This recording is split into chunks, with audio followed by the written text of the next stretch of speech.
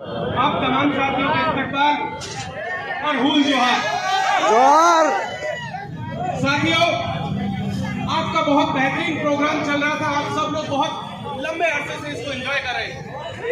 आदिवासियों की ये सबसे बड़ी खासियत है कि वो अपनी संस्कृति को जहां है वहां बचा रहे हैं, और इससे खूबसूरत बात कोई अच्छी नहीं हो सकती कि आप दिल्ली में इसे बचा रहे हैं, जयपुर में बचा रहे हैं, और देश और दुनिया के 90 देशों में आज विश्व आदिवासी दिवस को मना रहे हैं। जगतपुरा से मैसेज देने की कोशिश कर रहे हैं कि ये दुनिया के आदिवासियों, हम सब आपके साथ।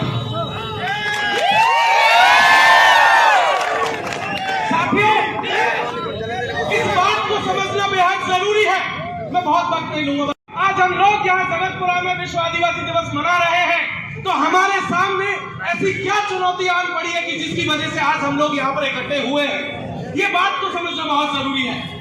आप देखेंगे तो पाएंगे कि पूरी दुनिया भर के आदिवासियों के ऊपर बड़ा संकट है। इस देश में भी है और इस राज्य में भी है, और हम सब लोग इस पर से बखूबी वाकिफ हैं कि किस तरीके से हमारी संस्कृति के ऊपर अटैक हो रहा है, किस तरीके से हमारी सभ्यता को मिटाया जा रहा है, किस तरीके से हमारे इतिहास के साथ छेड़खानी की जा रही है। आज जिन संकटों की मैं बात करूंगा, सिर्फ 2 संकट आप समझ लीजिए।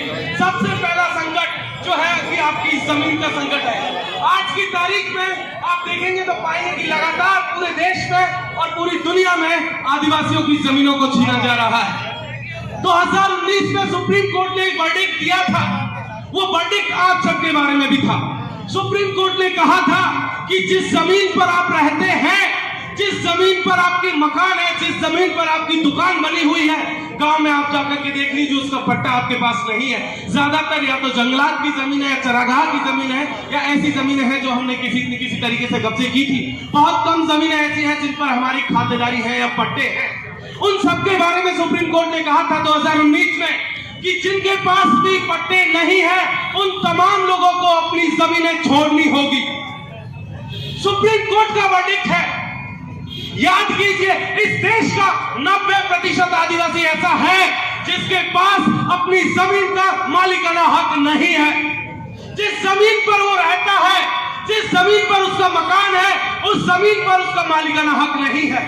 हमारे सामने संकट है कि अगर हमारा पट्टा नहीं बना तो आने वाले दिनों में हमें अपनी जमीन, अपना मकान छोड़ना पड़ेगा। दूसरी चीज साथियों, लगातार हमारे इतिहास के ऊपर हमला हो रहा। हमने देखा अंबागढ़ में क्या हुआ, हमने देखा मानगढ़ में क्या हुआ। कुछ लोग हैं जो हमारे इतिहास को तोड़ देना चाहते हैं। कुछ लोग हैं जो चाहते हैं कि ये इनका जो इतिहास है वो नारंगी हो जाए। लेकिन आदिवासियों की दुनिया सतरंगी है, बहुरंगी दुनिया है। जो लोग ये सोचते हैं कि इतिहास को नारंगी कर दें, या जिनका ये ख्वाब है कि आदिवासियों को नारंगी बना दिया जाए, वो भूल जाए। क्योंकि आदिवासी सिर्फ आदिवासी था, आदिवासी है और आदिवासी रहेगा। हम जगतपुरा की धरती से एक आवाज देना चाहते हैं कि एक तीर एक कमान, आदिवासी एक समान।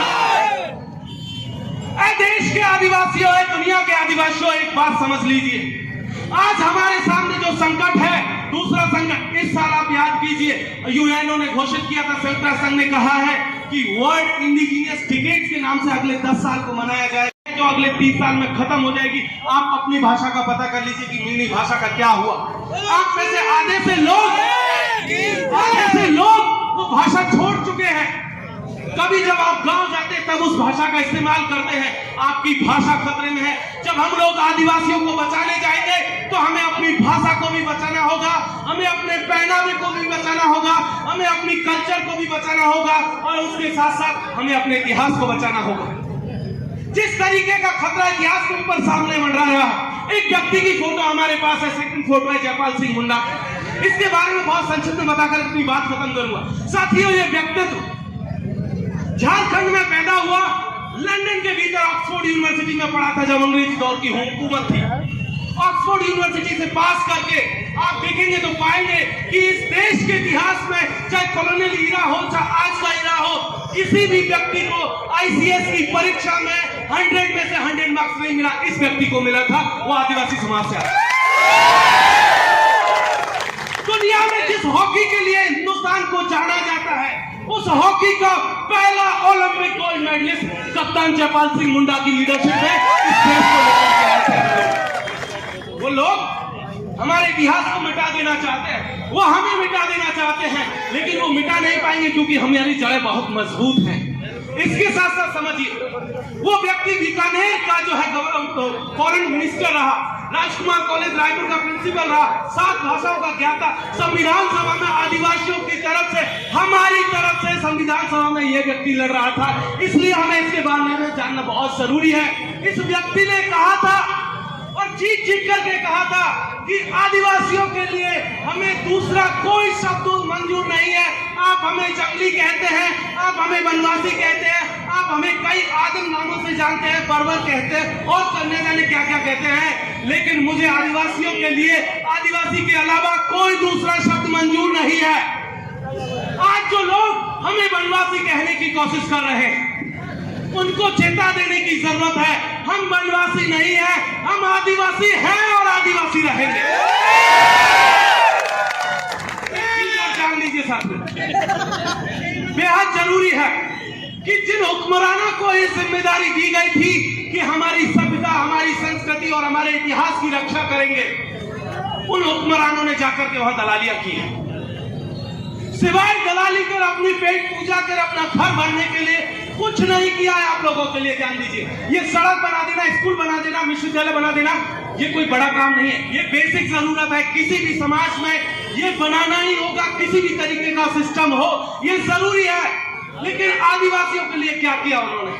अब पता करके देखिए कि आपकी जमीनों को बचाने के लिए क्या किया। संविधान का अनुसूची 5 कहती है कि जिस इलाके में आदिवासियों की आबादी 50% से ज्यादा है, उस इलाके की जमीनों पर आदिवासियों का कंप्लीट हक होगा। अगर आदिवासी चाहे तो किसी दूसरे को परमिशन उस इलाके में घुसने की देंगे, आदिवासी चाहे तो नहीं देंगे। आप अपने इलाके को देखिए, वहां पर 50% से ज्यादा लेकिन आपके पास वो राइट्स नहीं। अनुसूची 5 आपके यहाँ लागू नहीं है। आपकी ग्राम सभाओं के पास वो पावर नहीं है जो प्रेसिडेंट ऑफ इंडिया से लेकर के प्राइम मिनिस्टर को रोक दे। लेकिन जहां अनुसूची 5 बाकी है, जहां लागू है, वहां पर उनके पास वो पावर है। और इसीलिए हमें ये लड़ाई अपने दम पर लड़ने की जरूरत है। तो इसलिए आपसे एक अपील करूंगा कि आप उन हुक्मरानों के दूसरे मत बैठिएगा। आप अपनी लड़ाई के लिए खुद एकजुट होइए, आगे बढ़िए, लड़ेंगे, जीतेंगे। शुक्रिया। इंकलाब जिंदाबाद, उल गुलाम जिंदाबाद।